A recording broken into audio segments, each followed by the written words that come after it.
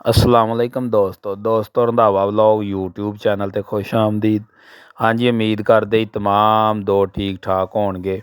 हाँ जी दोस्तों, अज तुहानूं जिहड़ा वा गौरमेंट ने बारदाने का जिहड़ा शेड्यूल जारी किया वा उहदे तो अपडेट दिंदे आ, और जिहड़ा गंदम का रेट सरकारी जिहड़ा वा गौरमेंट ने ऐलान किया वा उहदे तो भी अपडेट दिंदे आ। ते और जिहड़ा प्राइवेट लोकल मिलों का रेट आ और प्राइवेट लोकल मंडियां का रेट आ, अज का जिहड़ा ताज़ा और फ्रैश रेट आ उहदे तो भी दोस्तां नूं अपडेट दिंदे आ कि अज जिहड़ा गंदम की मार्किट आ वो की रही आ और किस रेट ते जिहड़ियां गंदम अज सेल होई आ। ते सब तो पहलों आपां बारदाने ते गल करिए तो गौरमेंट ने जिहड़ा शेड्यूल जारी किया वा बारदाने का वो ऑनलाइन अपलाई करना पैना वा। ते बाकी जे आपां गलबात करिए गंदम खरीदण दी गौरमेंट दी, ते गौरमेंट ने गंदम कह लो ना होण दे बराबर खरीदनी आ। ते जिहड़ा बारदाने का शेड्यूल वा ਉਹਦੇ वास्ते जिहड़ा वा ऑनलाइन अपलाई कर सकदे जे तुसीं। ते ਉਹਦਾ जिहड़ा तरीकाकार आ मुकम्मल तुहानूं दस दिंदे आ। ਉਹਦਾ तरीकाकार ਇਹ ਆ जी, सब तो पहले तुसीं अपना कह लो भी मोबाइल अपना टच मोबाइल ਦੇ ਉੱਤੇ ਜਿਹੜੀ ਆ ਐਪਲੀਕੇਸ਼ਨ यानी कि कह लो तुसीं ऐप डाउनलोड करनी आ बारदाना ऐप। बारदाना ऐप करके ते तुसीं जिहड़ा वा ਉਹਦੇ 'ਤੇ अपलाई कर सकदे बारदाने ਦਾ। बारदाना ऐप अपलाई जिस वे डाउनलोड करोगे तुसीं प्ले स्टोर तो, ते ਉਹਦੇ ਉੱਤੇ जिस तरह वो जो रिक्वायरमेंट मंगेगा उस तरह तुसीं जिहड़ा वा फिल करी जानी आ। ते अगर जे तुहानूं बारदाना मिलना होया, तुसीं बारदाना लैण दे काबल होए, रिक्वायरमेंट पूरी सही होई तुहाडी जो जिहड़ा वा ਉਹ ਮੰਗੀ ਉਹਨੇ, ਤੇ ਤੁਹਾਨੂੰ मैसेज आ जाएगा कि ਤੁਹਾਡਾ ਜਿਹੜਾ बारदाने वास्ते आ ਉਹ अपलाई हो गया वा। और मुड़ के जिहड़ा मैसेज आ जाएगा ਤੁਹਾਨੂੰ भी इस डेट ते आण के जिहड़ा अपना वा ਉਹ फलाने सेंटर तो ਜਾਂ ਜਿਹੜਾ ਵੀ ਤੁਹਾਡਾ मकामी सेंटर आ अपने फलां सेंटर तो आण के अपने फूड इंस्पैक्टर नाल राबता करके ਤੇ ਆਪਣਾ ਜਿਹੜਾ ਉਹ ਬਾਰਦਾਨਾ ਵਾ ਤੁਸੀਂ ਲੈ ਸਕਦੇ ਜੇ।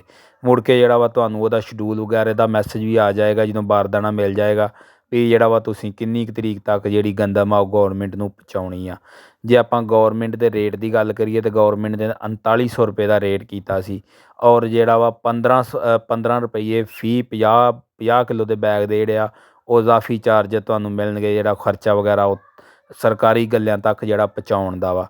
ਤੇ ਜੇ ਬਾਕੀ ਆਪਾਂ ਗੱਲ ਕਰੀਏ ਗੌਰਮੈਂਟ ਦੇ ਖਰੀਦਦਾਰੀ ਦੀ, ਤੇ ਗੌਰਮੈਂਟ ਨੇ ਜਿਹੜਾ ਵਾ ਕਹਿ ਲਓ ਫੀ ਏਕੜ 12 ਤੋੜੇ ਦੇਣੇ ਆ। ਔਰ ਇੱਕ ਬੰਦਾ ਜਿਹੜਾ ਵਾ ਉਹਨੂੰ ਕਹਿ ਲਓ ਵੀ ਉਹਦੇ ਨਾਂ ਭਾਵੇਂ 10 ਪੈਲੀਆਂ ਦੀ ਗਰਦੌਰੀ ਆ, ਭਾਵੇਂ 20 ਪੈਲੀਆਂ ਦੀ ਗਰਦੌਰੀ ਆ, ਉਹਨੂੰ ਜਿਹੜਾ ਵਾ ਕਹਿ ਲਓ 6 ਏਕੜ ਤੋਂ ਵੱਧ ਬਾਰਦਾਨਾ ਹਰਗਜ਼ ਨਹੀਂ ਮਿਲੇਗਾ। ਇਹ ਕਿਉਂਕਿ ਇਹ ਵੀ ਜਿਹੜਾ ਗੌਰਮੈਂਟ ਨੇ ਐਲਾਨ ਕੀਤਾ ਵਾ। ਉਹਦੇ ਵਿੱਚ ਇਹ ਆ ਵੀ ਜੇ ਯਾਨੀ ਕਿ 6 ਆ ਅਤੇ 6 ਏਕੜ ਦੇ ਜਿਹੜੇ ਆ 72 ਤੋੜਿਆਂ ਤੋਂ ਵੱਧ ਜਿਹੜਾ ਕਿਸੇ ਬੰਦੇ ਨੂੰ ਕਹਿ ਲਓ ਇੱਕ ਤੋੜਾ ਵੀ ਜਿਹੜਾ ਉਹ ਨਹੀਂ ਮਿਲਣਾ। ਤੇ ਦੂਸਰਾ ਜੇ ਆਪਾਂ ਗੱਲਬਾਤ ਕਰੀਏ ਪ੍ਰਾਈਵੇਟ ਰੇਟ ਦੀ, ਤੇ ਅੱਜ ਦਾ ਜਿਹੜਾ ਪ੍ਰਾਈਵੇਟ ਰੇਟ ਆ ਉਹ ਕਹਿ ਲਓ ਤੁਸੀਂ 2600 ਤੋਂ ਲੈ ਕੇ ਤੇ 3200 ਤੱਕ ਜਿਹੜੀ ਗੰਦਮ ਉਹ ਸੇਲ ਹੋਈ ਆ ਪ੍ਰਾਈਵੇਟ।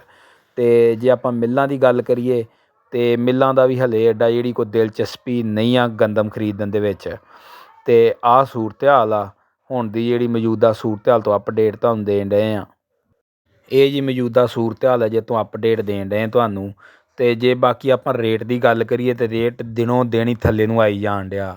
ਤੇ ਜਿਹੜੀ ਇੱਕ ਸਭ ਤੋਂ ਮੇਨ ਵਜ੍ਹਾ ਵਾ ਰੇਟ ਘੱਟ ਹੋਣ ਦੀ, ਉਹ ਇਹ ਵੀ ਆ ਕਿ ਗੰਦਮ ਦੇ ਵਿੱਚ ਨਮੀ ਬਹੁਤ ਜ਼ਿਆਦਾ ਆਉਣ ਡਈ ਆ।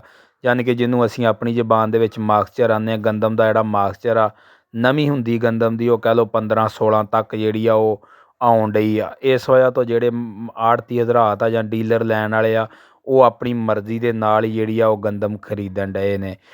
ਤੇ ਆਹ ਜੀ ਸੂਰਤ ਹਾਲ ਸੀ ਅੱਜ ਦਾ ਜਿਹੜਾ ਫਰੈਸ਼ ਰੇਟ ਦੇ ਬਾਰੇ ਅਪਡੇਟ ਦਿੱਤੀ ਆ, ਔਰ ਬਾਰਦਾਨਾ ਲੈਣ ਦਾ ਜਿਹੜਾ ਵਾ ਉਹ ਤਰੀਕਾਕਾਰ ਉਹਦੇ ਬਾਰੇ ਅਪਡੇਟ ਦਿੱਤੀ ਆ।